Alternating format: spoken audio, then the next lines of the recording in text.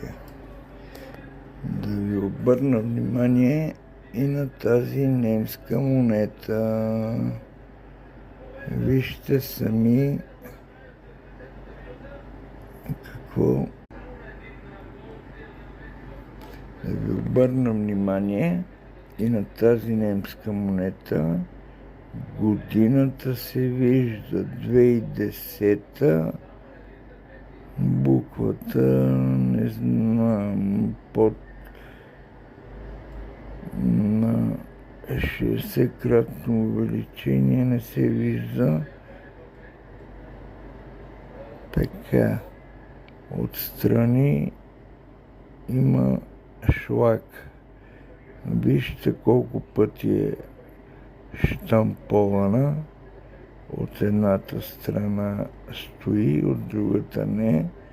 Това е тази тънката монета, дето я показах спрямо другите. Момент да взема онази другата. Преди малко ви казах, че тя е от две. Ето, вижте разликата между дебелината на двете монети. А тази монета от 2003 година, не от 2002. Аз преди малко се обърках.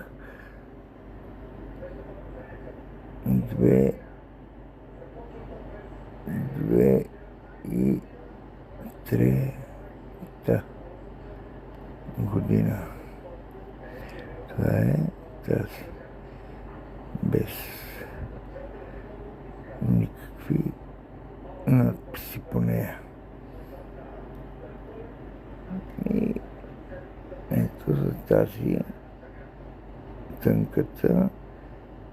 Вижте колко пъти от тази страна има някакъв бор, но всякъде е гладка и погледнете отстрани колко бяга